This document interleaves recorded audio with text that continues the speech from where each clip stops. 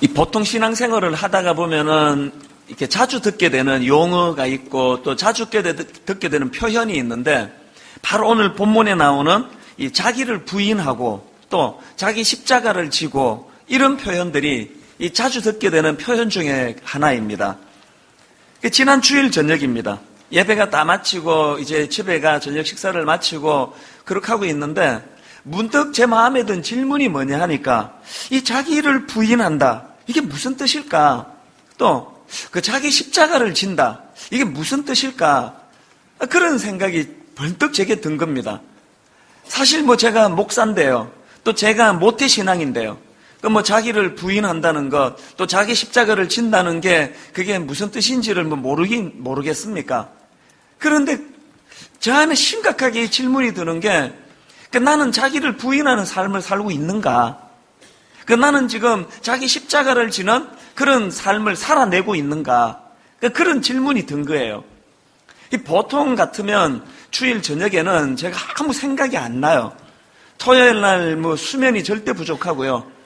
새벽에 한 3시, 3시 반 일어나가지고 설교 준비를 끝내자마자 교회 와서 아침부터 오후 4시 반까지 예배를 인도하고 나면은 에너지가 다 소진이 돼가지고 아무 생각이 안 나요. 그래서 이제 저녁 먹고 나면은 몽롱하게 있다가 한 8시 좀 넘어가면은 그냥 스르르 잠에 빠지는 게, 그게 보통의 제 일주일의 일과 중에 하나인데요. 지난 주일에는 밤이 늦어지도록 잠이 안 오는 거예요. 이 질문에 참 몰두했습니다. 자기 십자가를 지는 게 뭘까? 또 그 자기를 부인한다는 삶이 어떤 삶을 말하는가? 그래서 제가 이 질문을 가지고 마태복음 16장 24절 말씀을 읽고 또 묵상을 하는데, 제 눈에 이렇게 확 들어오는 표현이 이 24절의 시작이 이렇게 시작되더라고요. 이에라는 접속사로 이 말씀이 시작이 되는 것을 제가 발견한 겁니다. 이에 예수께서 제자들에게 이르시되, 누구든지 나를 따라오려거든 자기를 부인하고 자기 십자가를 지고 나를 따를 것이니라. 그러고 보니까 예수님께서 이 말씀을 주신 그 배경이 이 이에라는 접속사로 연결이 다 되어 있는 걸 제가 알게 됐습니다. 이 마태복음 16장이 어떤 배경을 가지고 있습니까? 예수님께서 제자들과 대화하시는 가운데 이 두 가지 질문을 던지지 않습니까? 사람들이 나를 누구라 하느냐? 또 너희들은 나를 누구라 하느냐? 그렇게 질문을 던지시니까 베드로가 이렇게 대답합니다. 마태복음 16장 16절입니다. 시몬 베드로가 대답하여 이르되 주는 그리스도시요 살아계신 하나님의 아들이시니이다. 그 대답이 예수님 마음에 흡족하셔서 주님이 베드로를 칭찬해 주시고는 21절에서 이런 말씀을 하십니다. 이때로부터 예수 그리스도께서 자기가 예루살렘에 올라가 장로들과 대제사장들과 서기관들에게 많은 고난을 받고 죽임을 당하고 제3일에 살아나야 할 것을 제자들에게 비로소 나타내시니, 그랬더니 방금 칭찬 들었던 베드로가 불쑥 또 이렇게 이야기합니다. 22절. 베드로가 예수를 붙들고 항변하여 이르되 주여 그리 마옵소서, 이 일이 결코 주께 미치지 아니하리이다. 그랬더니 이번에는 예수님께서 베드로를 심하게 질책하시는데 아주 그냥 불호령이 떨어진 거예요. 23절. 사단아, 내 뒤로 물러가라. 너는 나를 넘어지게 하는 자로다. 이 엄청난 책망을 베드로에게 퍼부으신 거예요. 그리고는 그 다음에 주신 말씀이 유명한 우리가 잘 아는 본문 말씀이라는 거예요. 이해로 시작되는 본문. 이에 예수께서 제자들에게 이르시되 누구든지 나를 따라오려거든 자기를 부인하고 자기 십자가를 지고 나를 따를 것이니라. 제가 이런 배경을 염두에 두고 이 본문 말씀을 읽어보니까 우리가 자주 사용하고 있는 자기를 부인하고 또 자기 십자가를 지고, 이 의미 속에는 대략 그 두 가지 의미가 담겨져 있더라는 걸 깨닫게 됐습니다. 자, 먼저 첫 번째로요, 주님이 지금 니들이 나를 따르려면 자기를 부인해야 된다. 여기서 말씀하시는 이 자기 부인이 뭘 의미하느냐 보니까 자기 생각을 내려놓는 거예요. 그리고 또 그 자기 생각에 몰두하게 만드는 자기 중심적인 태도를 내려놓는 거예요. 이게 자기를 부인하고 있는 뜻이라는 겁니다. 바로 앞에서 예수님께서 십자가 지실 것을 예고하는 말씀에 항변하던 그 베드로를 책망하시면서 주시는 주님의 말씀이 중요한데요. 23절입니다. 예수께서 돌이키시며 베드로에게 이르시되 사단아 내 뒤로 물러가라. 너는 나를 넘어지게 하는 자로다. 자, 그 다음 보십시오. 내가 하나님의 일을 생각하지 아니하고 도리어 사람의 일을 생각하는도다. 여기 보니까요, 생각하지 아니하고 생각하니라. 두 종류의 생각이 있는 걸 알 수가 있습니다. 자기 부인의 삶이란 것은 생각하지 않는 거예요. 뭘 생각하지 않는 겁니까? 자기 중심적인 생각, 이기적인 생각, 탐심으로 가득 차 있는 그 내면의 생각을 버리는 것. 이게 자기 중심의 생각을 버리는, 이게 자기 부인의 삶이라는 거예요. 그리고 그 자리에 무슨 생각을 해야 됩니까? 하나님의 뜻을 철저하게 살피고 하나님의 뜻을 생각하는 것. 그래서 사실 오늘날 교회가 겪고 있는 비극이 뭐냐 하면은, 오늘날 교회 안에서 봉사를 해도 또 설교를 들어도, 심지어는 저같이 설교하는 사람조차도 이 주님이 말씀하시는 자기 생각을 버리고 하나님의 생각으로 덧잇는 이게 안 되는 상태로 신앙생활하는 것이 문제라는 그 얘기입니다. 베드로도 마찬가지 아닙니까? 몸은 주님을 따르고 있지만 여전히 그 내면의 자기 중심의 생각, 이걸 버리지 못하고 있기 때문에 주님에게 책망을 받았다는 이야기입니다. 사실 여러분, 이 베드로 입장에서는요, 그 버리는 것과 관련해서 할 말이 많습니다. 네가 버리지 못했다 그러면 베드로 억울할 거예요. 왜? 자기가 예수님 만나고 제일 먼저 한 게 버린 거거든요. 증거도 있습니다. 마태복음 4장 19절. 주님께서 말씀하시되 나를 따라오라. 내가 너희를 사람을 낚는 어부가 되게 하리라 하시니 그들이 곧 그물을 버려두고 예수를 따르니라. 뭘 안 버렸단 말입니까? 내가 주님을 따를 때 제일 먼저 한 게 내가 그물을 버려뒀습니다. 그거 내 생업입니다. 그거 버리면 나 굶어 죽을지 모르는데 난 그물을 버리는 결단을 택했습니다. 베드로가 그렇게 항변할 거예요. 그건 저도 마찬가지예요. 이민생활 정리하고 시민권 버리고 미국에서 하던 거 다 내려놓고 한국에 돌아왔습니다. 그런데 베드로가, 또 제가 지난 주일 저녁에 제가 깨달았던 게 그거예요. 안 버린 게 뭐냐? 겉으로 보여지는 그물은 버렸지만 베드로 안에 여전히 자기 중심적인 태도, 이걸 버리지 못했다는 이야기입니다. 제가 저 자신에게 제일 절망하는 게 이거예요. 분명히 나 이게 다 버렸는데, 오늘날 교회를 제가 이끌어가는 담임 목사로서 어떤 사람도 제게 걸림돌이 아니고 여전히 제 안에 버리지 못하는 내 자아, 여전히 버리지 못하는 자기 중심적인 태도, 이게 저를 절망하게 하는 거예요. 그리고 교회 안에 수많은 봉사자들, 수많은 중직자들, 교회 안에 모태신앙, 그렇게 오래 예수 믿은 사람들 내면에게서도 여전히 버리지 못하는 자기 자아를 보면서 그게 얼마나 강한 포자를 형성하고 있는지 설교가 그 포자를 뚫지를 못합니다. 모든 걸 자기 중심으로 걸러서 해석을 하고 받아들이기 때문에. 그래서 얼굴이 흡족한 분들은요, 그날 은혜 받은 게 아니고요, 평소에 자기 생각을 목사가 강단에서 말해주면 흡족한 거예요. 은혜가 참 큰 교회다.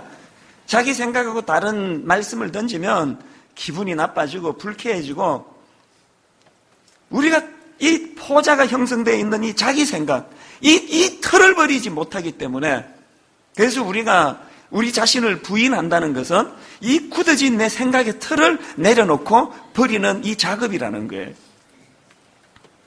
여러분, 솔직히 교회에서 말하는 이 공의라는 것이 얼마나 고무줄 잣대입니까? 이 공의가 나한테는 이게 확 늘어나고 남한테는 확 좁아드는 게 이 공의 아닙니까?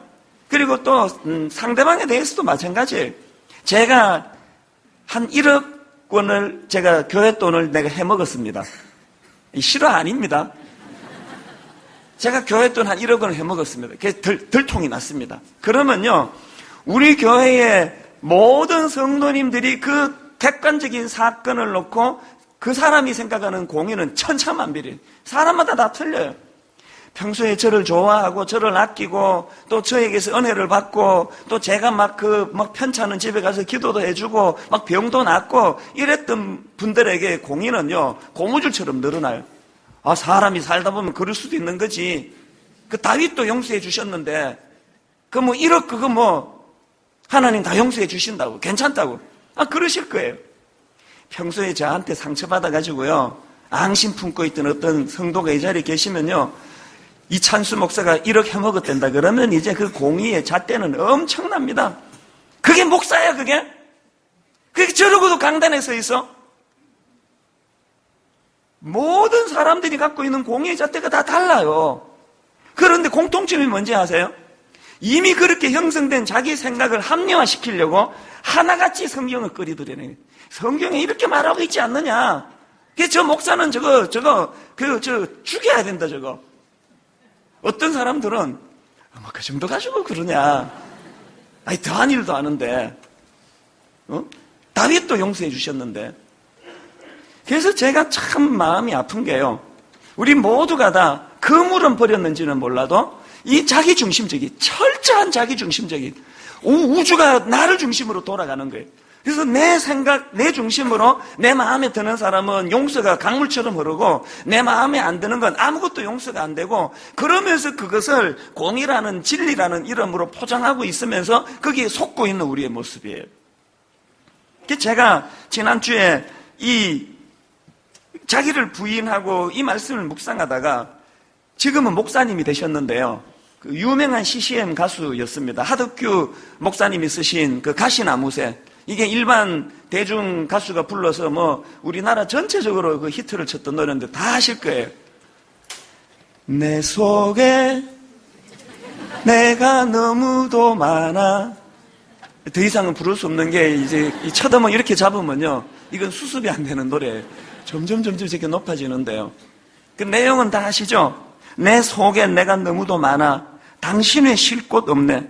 내 속엔 헛된 바램들로 당신의 편할 것 없네. 하덕규 목사님이 여기서 당신의 쉴 곳 없네 할 때 이 당신은 당연히 예수 그리스도를 말하는 거 아닙니까? 그런데 여러분, 예수님이 내 내면 세계에서 쉬실 곳이 없으시대요. 왜? 내 속에 내가 너무 많아서. 자, 그러면 내 속에 내가 너무 많다는 게 이게 뭘 뜻하느냐? 바로 그 다음 가사에서 그 풀이가 나오더라고요. 뭐가 내 속에 내가 너무 많은 거냐? 내 속에 헛된 바램들로 생각이 너무 많은 거예요. 주님이 쉬실 자리가 없대요. 오늘 우리가 자기를 부인한다는 건 뭐냐? 여전히 예수 믿는다 그러면서도 철저하게 자기중심적인, 이기적이고 탐욕적인 그 생각을 하나님 말씀으로 합리화시키고 있는, 그래서 내 생각이 너무 많아서 주님이 쉬실 곳이 없이 삭막하고 메마른 그런 내 내면 세계가 돼버린 거 아닌가.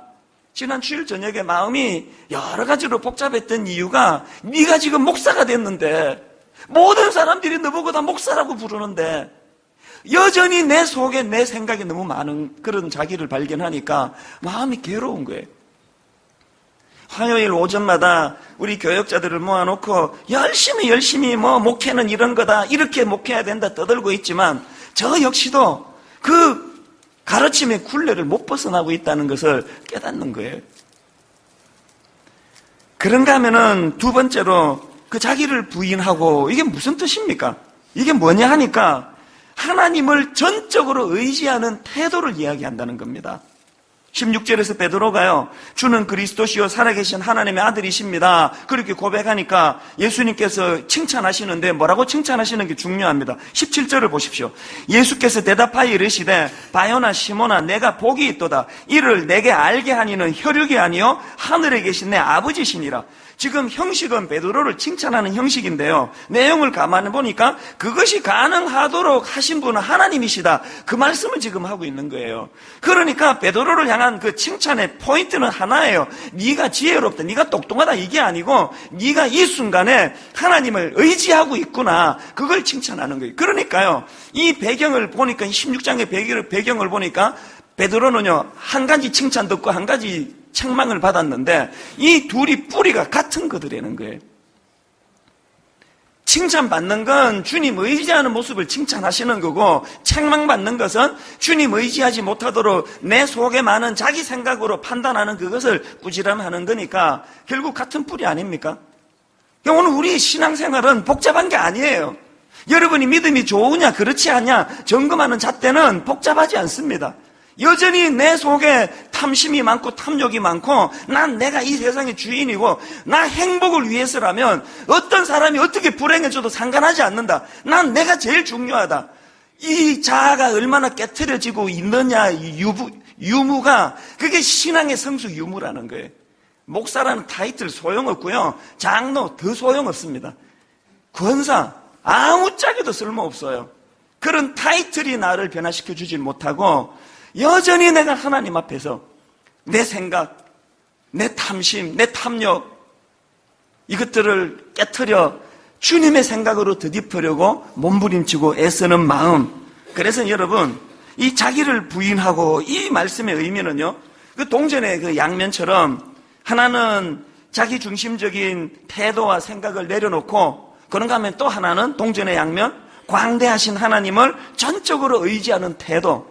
그래서 우리가 한평생 이 땅을 살면서 바로 이 자아와의 싸움에 내 자아를 얼마나 꺾고, 내 자아를 얼마나 꺾고, 내 자아를 얼마나 꺾어서 내 많은 이 탐욕적인 생각들을 내려놓고 내 마음이 하나님이 오셔서 내 마음에 쉬실 곳이 있는 평탄한 마음으로 만들어 드리느냐. 오늘 제자훈련생들을 모집하는데 제자훈련은 복잡한 게 아닙니다. 제자훈련이라는 것은요, 바로 이것을 얻어내는 거, 이 땅을 살아가면서. 그래서 베드로가 예수님 만나자마자 그물 버리는 일은 너무 쉬웠나 봐요. 금방 그물은 버렸지만 언제 베드로가 결국은 그 내면에 자기 생각을 버리고 온전히 하나님 생각으로 덧입게 되었나. 그 과정이 그 3년간의 제자훈련 기간이었고요. 또 베드로가 언제 완전한 교정을 받았나. 이제 이 질문을, 제가 이 질문에 대한 답을 드리려고 하는데요, 제가 이 답을 드리기 전에 한 가지 먼저 전제로 드릴 말씀이 있습니다. 기독교 상담학에 보면은 그 사용하는 용어 중에서 거짓 자아라는 용어가 있습니다. 이 거짓 자아라는 용어는 그 첫 출발이 창세기 3장에 나오는데요, 범죄한 아담과 하와가 범죄 이후로 취한 행동이 두 가지예요. 제일 먼저 취한 게 창세기 3장 7절에 나옵니다. 이에 그들의 눈이 밝아져 자기들이 벗은 줄을 알고, 그 다음 보세요. 무화과 나무 잎을 엮어 치마로 삼았더라. 이게 그들이 행한 첫 번째 행동이었고요. 범죄하고. 두 번째 한 게 뭡니까? 8절입니다. 그들이 그날 바람이 불 때 동산에 거니시는 여호와 하나님의 소리를 듣고 아담과 그의 아내가 여호와 하나님의 낯을 피하여 동산 나무 사이에 숨은지라. 이게 두 번째 행동이에요. 그래서 지금 이 거짓 자아가 뭐냐, 이 상담학에서 말하는 거짓 자아라는 것은요, 그 무화과 나무로 그 치부를 가리는 행위. 이 무화과 나무로 치부를 가리면 자기 치부가 가려진다고 생각하는 이게 거짓 자아예요. 그리고 하나님의 낯을 피해가지고 나무 밑에 숨어 있으면 하나님을 피할 수 있다는 생각, 이게 거짓 자아예요. 만약에 아담이 또 하와가 철저하게 자기의 범죄함을 깨닫고 하나님 앞에 나와서 눈물로 그렇게 하나님 앞에 자복을 했더라면 오늘 이 세상이 달라졌을 거예요. 지난 주일 저녁에 저는 철저하게 무화과 나무 잎을 가리고 있는, 내 치부를 무화과 나무로 잎으로 가리고 있는 제 모습을 자각하게 된 거예요. 괴로운 거예요.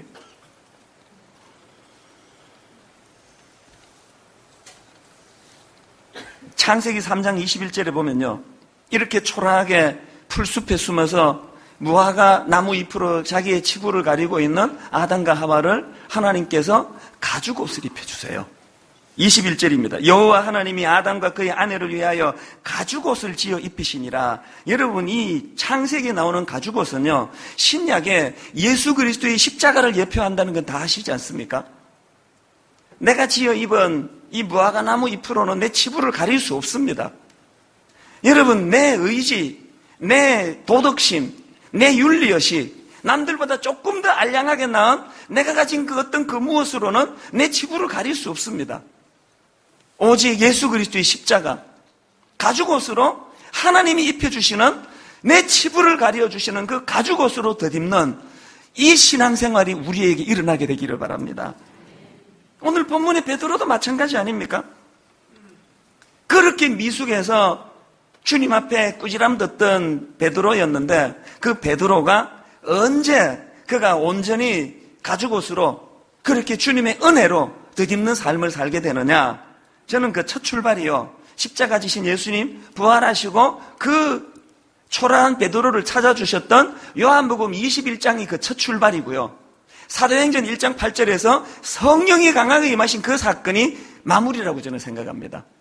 요한복음 21장에서 십자가 지신 주님께서 그 실패한 베드로를 찾아주십니다. 7절을 보니까 거기에 베드로가 이렇게 반응합니다. 예수께서 사랑하시는 그 제자가 베드로에게 이르되 주님이시라 하니 시몬 베드로가 벗고 있다가 주님이라 하는 말을 듣고 겉옷을 두른 후에 바다로 뛰어내리더라. 야, 저는 이 장면이 너무 아름다워요.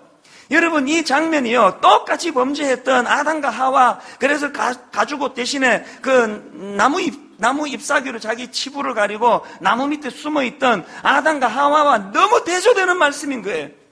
비록 베드로는 부끄러운 인생이지만, 주님 앞에 실패한 인생이지만, 그래서 옛날로 되돌아갈 수밖에 없던 초라한 자리에 빠졌지만, 주시라는 이 말씀 앞에 부끄러움을 무릅쓰고 주님 만나러 바다로 뛰어드는 그 모습이요, 이게 베드로의 귀함이에요.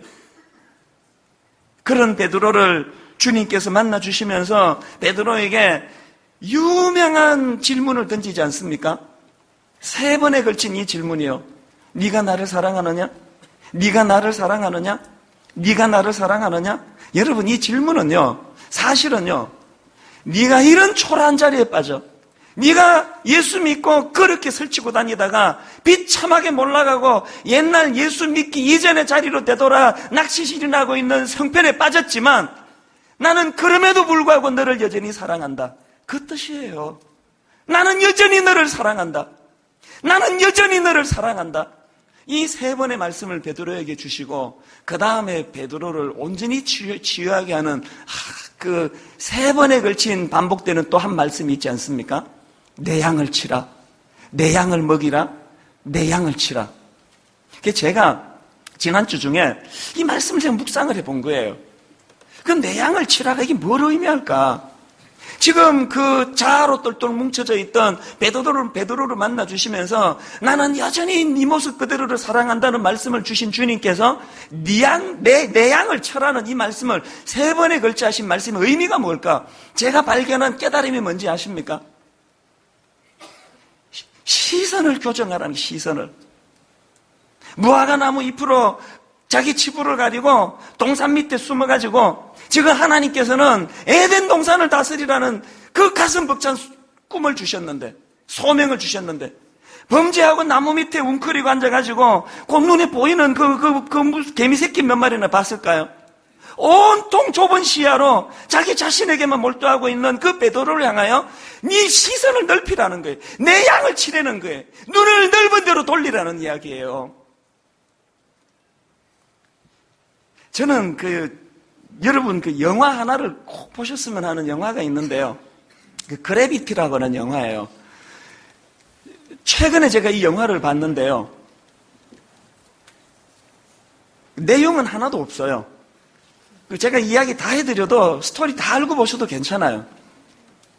그리고 또 저는 내가 지금 53살 될 동안 영화 보면서 이렇게 출연진이 조촐한 영화는 처음 봤습니다. 딱 출연진이요, 남자 하나 여자 하나 그게 다예요. 2사람 딱 출연하고요, 엑스트라로 시체 몇 구 등장해요. 그게 다예요. 우주에서 벌어지는 뭐가 고장 나가지고 약간 혼미하다가 그거 이제 고쳐가지고 살아났다, 그게 이야기 전부예요. 그래서 어떤 사람들은 이 영화가 되게 재미없더라 이런 평을 하는데요, 저는 그 영화를 그렇게 보지 않았습니다. 내용으로 스토리로 본 게 아니고요, 저는 그 우주의 그 광활한 하나님의 솜씨를 봤습니다. 영화를 보는데 막 가슴이 떨리더라고요. 너무나 우주가 웅장하니까, 광대하니까 그 우주의 어떤 그 신비감이라 그럴까요? 그 경외감이 막 느껴지는 거예요. 그렇게 제가 영화를 보니까요, 한 30분 넘어가니까 막 두려워지는 거예요. 그러면서 제가 그 영화를 보는 내내 내 안에 2가지 하나님 앞에 부끄러운 질문이 있었습니다. 부끄러운 모습이 있었습니다. 여러분, 그 하나님이 만드신 우주를 보고 있는데도 거기에 압도돼가지고 내가 부들부들 떨리는데, 하물며 그 우주를 창조하신 창조주가 계시다면, 그런데 제가 영화 보는 내내 하나님께 죄송했던 게 뭔지 아세요? 그 광대하신 하나님을 내가 지금 팔 자르고 다리 자르고 머리 자르고 몸통 자르고 요렇게 조그만하게 만들어서 그 하나님을 내 주머니에 넣고 다니는 시도를 내가 하고 있는 건 아닌가? 모두가 다 그런 거 아닙니까? 하나님이 꼭 여러분 머리로 다 이해가 돼야 되겠습니까? 여러분 머리로 다 담겨져야 믿으시겠습니까? 너무나 광대하신 그 하나님을 내 알량한 요 머릿속에 담아놓아가지고 내 필요에 따라서 교회 목회 좀 잘하게 해주세요. 나 괴롭히는 성도 이게 좀 떠나게 해주세요. 내게 순종하는 성도도 많아지게 해주세요. 이런 기도를 하고 있는 나 자신은 아닌가? 사실 뭐 그렇게 기도하지는 않습니다만 예를 그렇게 드는 거예요. 그리고 그 영화를 보는 내내 제가 너무나 가슴이 떨렸던 게 뭐냐면은 그 광대하신 하나님을 이렇게 작게만 내 주머니에 넣고 다니는 시도를 하면서 내 시야가 얼마나 좁은지 내 시야가. 하나님은 우주를 다스리게 하시는데 에덴 동산을 통치하고 이름을 지을 권세를 아담에게 주셨는데 뭡니까 이게? 나무 밑에 숨어가지고 웅크려가지고 자기가 보는 세계는 그게 전부 아닙니까? 여러분 우리가 자기를 부인한다는 것은 이 좁아터진 내 생각을 깨트려버리고 광대하신 하나님의 생각으로 덧입는 거예요. 넓은 마음을 가지는 거예요. 내 양을 먹이라. 내 양을 치라. 1만 성도 파송 운동을 선언한 지가 이제 1년이 좀 넘었지 않습니까? 제가 그날 새벽을 지금도 잊을 수가 없어요. 정확하게 새벽 3시에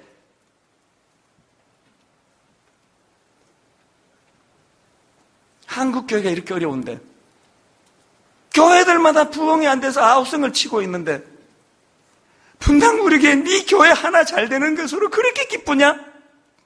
너는 그게 그렇게 좋으냐? 교육관 구입하고 나서 이제 주중에도 모일 장소가 생기니까 그렇게 편하고 좋으냐?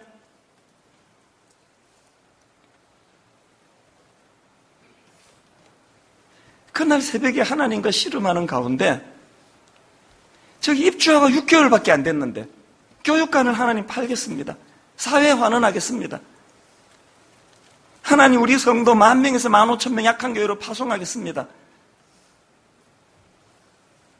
굴복해서 약속은 했는데 기가 막히는 거예요. 이 성도들이 어떻게 설득해야 됩니까? 내가 설득이 안 되는데 내가 지난 10년 동안 내가 남의 교회 성도 빼앗으려고 한 번이라도 시도한 적 있습니까? 남의 교회가 잘 안 되는 걸 내가 즐긴 적이 한 번이라도 있습니까? 나는 그냥 이렇게 달려왔는데 왜 이 교회 성도들을 내보내야 됩니까? 저 교육관은 왜 팔아야 됩니까? 우리는 어디로 가야 됩니까? 내가 나 자신에게 설득이 안 되는데 내가 이걸 장로님에게 무슨 수로 설득합니까? 그런데 여러분 지난 1년 동안 부인할 수 없는 사실은 끊임없이 하나님이 내게 주시는 메시지는 네가 무화과 나무에 앉아가지고 무화과 나무 잎으로 치부를 가리고 나무 밑에 앉아가지고 나는 네가 눈을 들어 한국교회를 보기를 원하는데 더 넓은 곳을 바라보기를 원하는데 맨날 너는 네 교회, 네 가족, 네 새끼, 네 하나 내 양을 치라. 내 양을 먹이라. 내 양을 치라. 저는 지난 주일 저녁부터 오늘 새벽에 이르기까지 마음이 힘들어요. 마음이 불편해요. 하나님 제가 미국에서 한국으로 돌아왔답시고 시민권 반납했답시고 하던 비즈니스 내려놨답시고 제가 그렇게 떠들고 설치고 자랑하고 다녔는데 하나님 가장 중요한 내 자아가 깨트려지지 않았는데 가장 중요한 이 자기 생각, 자기 아지, 내 것, 내 교회 이 생각으로부터 자유하지를 못하는데 내가 어떻게 자기를 부인하는 삶을 산다 말씀드릴 수가 있겠습니까? 그게 부끄러웠던 거예요. 강호동 씨라고 그 실험 선수 아닙니까? 지금은 유명한 MC로 자리를 잡았는데요. 이 강호동 씨가 어느 날 자기가 진행하는 프로그램에서 너무너무 제 마음을 정말 떨리게 만드는 한마디를 했어요. 나중에 이제 이분이 실험 천하장사를 몇 번이나 하고 우리나라에서는 전국구 인물이 됐는데요. 그러기 전에요. 고등학교 때 이미 그 마산에서 학교를 다녔나 봐요. 마산 지역의 스타였대요. 얼마나 유망주였는지 실험으로요. 어느 날 프로 실험 선수들이 뉴욕을 방문하는 일이 있었다고 합니다. 그 뉴욕을 방문하는 그 여정길에 고등학생이 강호동을 데리고 간 거예요. 얼마나 유망주였으면. 그래서 이 강호동 씨를 데리고 고등학교 때 뉴욕에 가서 이제 너무 충격을 받은 거예요. 그런데 결정적으로 엠파이어 스테이트 빌딩에 갔대요. 시카고에 가면은 그 시어스 빌딩이라고 있거든요. 아마 똑같은 것 같아요. 저는 엠파이어 스테이트는 안 가봤지만 이제 관광객들을 위하여 이제 꼭대기층을 아마 그 전망대로 만드는 것 같아요. 이 강호동 씨가 엠파이어 스테이트 빌딩에 올라가서 울었대는 거예요, 자기가. 왜 울었는지 아십니까? 자기는 그동안 마산에, 그 당시 마산에요, 10층 이하 건물도 없었대요. 그 작은 그 마을에서 자기가 실험 잘한다는 것 때문에 기고만장해가지고 엠파이어 스테이트 빌딩에 올라가가지고 자기가 울었대요. 억울해서 울었대요. 자기가 이 코딱지만한 그 동네에서 좀 실험 잘한다는 것 때문에 교만하고 거만하고 이런 자기 만족에 빠져있던 자기 모습이 한심해가지고 자기가 울었대요. 저는 그 강호동 씨 이야기를 들으면서요, 오늘 여러분 창세기 3장에서 범죄하고 그 알량한 자기 도덕심, 자기 윤리의식, 무화과 잎으로 자기 치부를 가리고는 진짜 가려지는 줄 생각하고 나무 밑에 숨어가지고 그 세계가 전부인 줄 알고 있는 그 저 모습이 또 우리의 모습이 거기에 각인이 되더라는 이야기입니다. 자기를 부인하고의 삶은 이런 좁은 우리의 생각을 깨트리는 거예요. 하나님의 넓은 생각을 받아들이는 거예요. 저는요, 여전히 모르겠습니다. 텐텐텐은 왜 해야 되는지 모르겠고요. 정말 우리 교회가 10,000명에서 15,000명 정도가 약한 교회로 파송받아가는 일이 가능할지 저도 잘 모르겠고요. 10년 뒤에 내 인생은 어떻게 될지 저도 모르겠습니다. 그러나 하나 압니다. 우리 하나님은 우리를 망하는 길로 인도하는 하나님 아니시라는 걸요. 하나님 우리에게 아무도 걸어가보지 못한 이 길을 우리가 발걸음을 뗀다 할 때에 우리를 불행과 절망의 골짜기로 이끄는 분 아님을 저는 믿습니다. 오늘 저는 말씀을 이렇게 마무리하기 원합니다. 이번 주, 다음 주 자기를 부인하고 자기 십자가를 지고야 될 말씀을 2주 동안 할 텐데요. 하나님, 자기를 부인하는 것이 나 망하라는 주님의 명령이 아니고 하나님, 우주에 광대하신 하나님, 우주를 창조하신 그 하나님, 그 크신 하나님을 내가 믿음으로 받아들여 내 이 알량한 도덕심으로 무장된 이 무화과 나무 잎으로 만든 이 치부를 가리는 이거 다 벗어버리고 주님의 십자가 가죽으로 세워진 이 옷을 덧입기를 원합니다. 내 나무 밑에 웅크려 숨어보는 이 세상이 아니고 에덴 동산을 호령하며 하나님 이것들을 다스리는 하나님의 피조물로 그렇게 자리매김하기 원합니다. 하나님 아버지 마음이 내 안에 각인되기를 원합니다. 여러분, 저는 이 찬양이요, 아버지 당신의 마음이 있는 곳에 나의 마음이 있기를 원해요. 이게 자기를 부인하고 해요. 아버지 당신의 눈물이 고인 곳에 나의 눈물이 고이길 원해요. 이게 자기를 부인하고 해요. 여러분, 이 찬양 부르실 때 하나님, 내 가정조차도 마찬가지예요.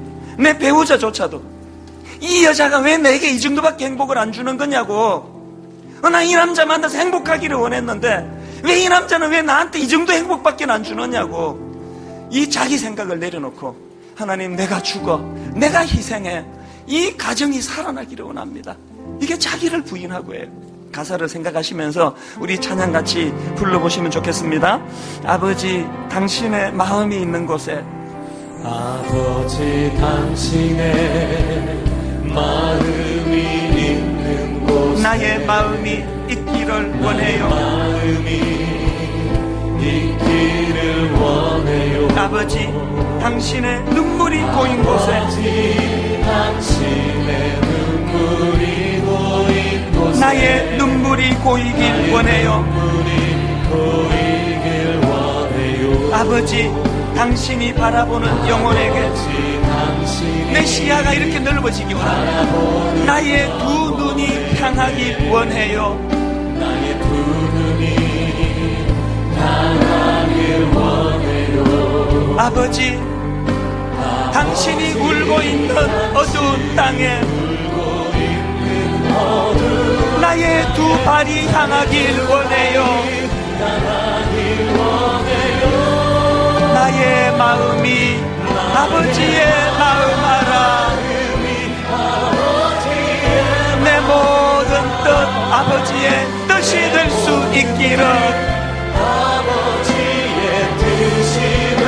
나의 온 몸이 아버지의 마음 알아. 내 모든 삶 당신의 삶 되기를. 오늘은 여러분 우리 조용히 이렇게 기도하시면 좋겠습니다. 지난 주일 저녁에 제 마음이 그렇게 고뇌했던 것처럼, 하나님 내가 목사인데, 하나님 내가 모태신앙인데, 내가 장로인데 권사인데, 나는 여전히 그물은 버렸지만 내 아집은 못 버리고 있습니다. 내 생각은 못 깨뜨리고 있습니다. 이기적이고 탐욕적인 나, 그것을 공이라는 이름, 진리라는 이름으로 포장하고 있는 저급한 나, 무화과나무 잎으로 알량한 내 치부를 가릴 수 있다고 호도하는 나 스스로도 속이고 있는 나, 하나님 이것들이 다 깨트려지고 아버지 십자가 주님 가죽옷으로 덧입고 나무 밑에 웅크리고 있는 내 모습이 아니라 하나님 에덴 동산을 호령하는 하나님의 자녀로서의 내 모습이 회복되기를 원합니다. 이 시간 조용히 하나님 앞에 입술을 벌려 같이 기도하기 원합니다. 같이 기도하시겠습니다.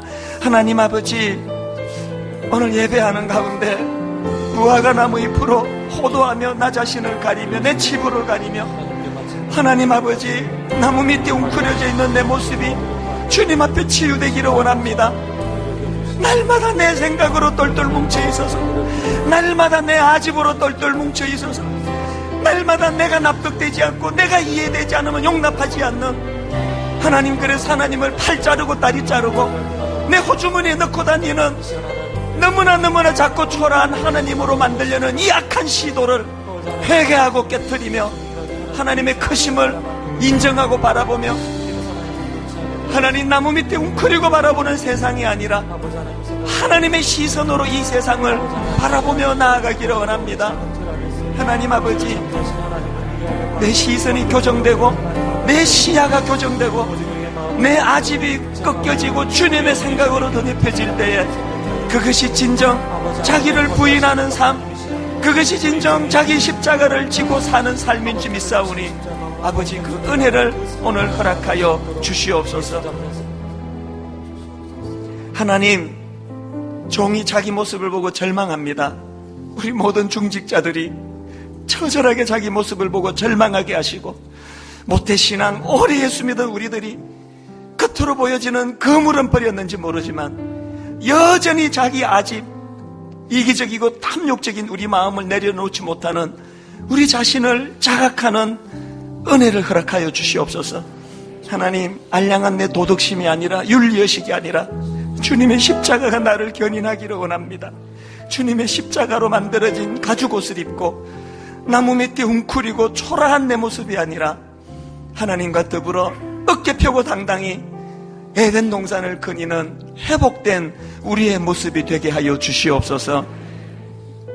영적으로 우리를 예배 중에 영적인 엠파이어 스테이트 빌딩으로 옮겨주셔서 얄팍한 그곳에서 자만하고 사는 내가 아니라 하나님의 광대하심에 떨리는 가슴으로 잃어버린 꿈이 회복되는 복되고 귀한 저희들 되게 하여 주시옵소서.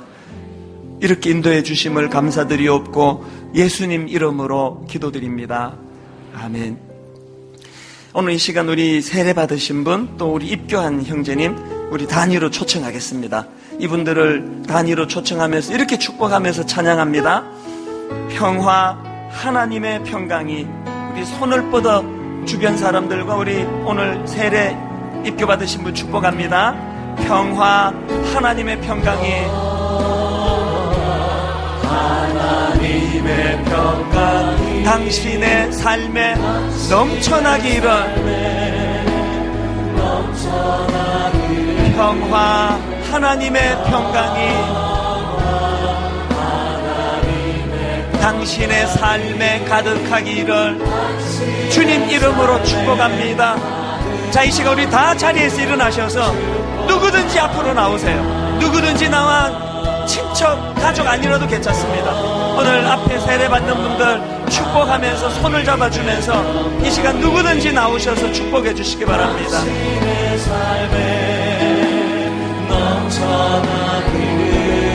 평화, 하나님의 평강이 당신의 삶에 가득하기를 주님 이름으로 축복합니다. 이 시간 치유가 일어나기 원합니다. 치유, 하나님의 치유가 우리 몸과 마음에, 당신의 몸에 나타나기를. 치유, 하나님의 치유가 당신의 몸에 나타나기를 주님 이름으로 축복합니다. 우리 가정의 회복을 이렇게 노래합니다. 회복, 하나님의 회복이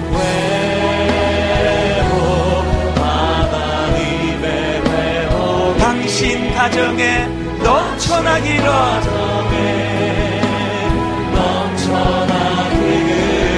회복, 하나님의 회복이 당신 가정에 가득하기를 주님 이름으로 축복합니다. 하나님 아버지, 방금 우리가 입술로 찬양으로 불러드린 이 축복이 하나도 땅에 떨어지지 아니하고 오늘 세례받고 또 입교 학습받은 모든 형제자매들에게 부어지게 하여 주시옵소서. 예배 드리는 모든 성도들에게 이 하나님의 놀라운 복이 임하여는 은혜를 주셔서 아버지, 얕은 그곳에서 이기심과 탐심으로 나도 메마르고 주변 사람도 메마르게 하는 좁은 인생이 아니라 광대하신 하나님, 우주를 주관하시는 하나님 자녀답게 서로가 복을 빌고 축복 가운데 살아가는 은혜의 동산으로 인도하여 주시옵소서. 우리 주 예수 그리스도의 은혜와 하나님 아버지의 다함없는 사랑과 성령님의 감동, 감화, 위로교통 충만하심의 역사가 오늘 주신 말씀 마음에 담고 넓은 마음으로 주님의 가죽옷 입고 힘을 얻어 달려가기로 다짐하는 모든 주의 자녀들 머리 위에 지금부터 영원토록 함께 하시기를 간절히 축원하옵나이다. 아멘.